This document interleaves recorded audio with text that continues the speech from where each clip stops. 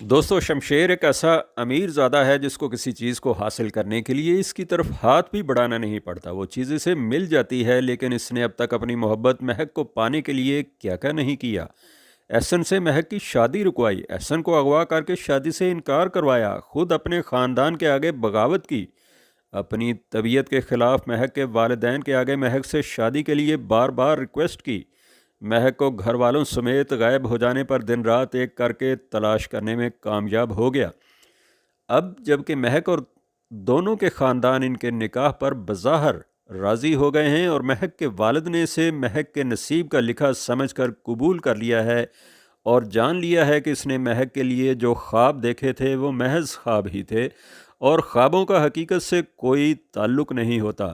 شمشیر کی مہک کو پا لینے کے خیال سے ہی نیندیں اڑ چکی ہیں اور وہ 3 دن میں نکاح کر لینے کے لیے اپنے اور مہک کے گھر شاپنگ کے انبار لگا رہا ہے۔ شمشیر کے بھائی دارا کو فکر ہے کہ شمشیر اور مہک کی شادی سے ناراض اس کی اپنی بیوی فروا گھر چھوڑ کر نہ چلی جائے۔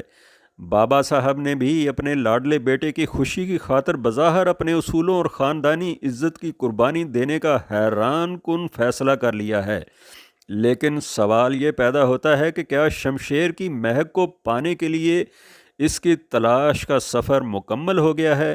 لیکن پیاسے کو جب پانی کے پاس پہنچ کر احساس ہو کہ وہ تو سراب تھا تو وہ جیتے جی ہلکان ہو جاتا ہے۔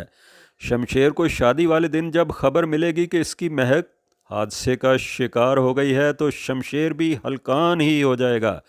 وہ یہ کہہ کر اسے دیکھنے بھاگ نکلے گا کہ اگر مہک کو کچھ ہوا تو میں زندہ گاڑ دوں گا تمہیں۔ لیکن مہک بظاہر ایک مصنوعی حادثے کا شکار ہو چکی ہوگی۔ سب لوگ مہک کے والد اور شمشیر کو جائے حادثہ پر سہارا دے رہے ہوں گے۔ کیا مہک کی زندگی شروع ہونے والی ہے یا ختم ہونے والی ہے؟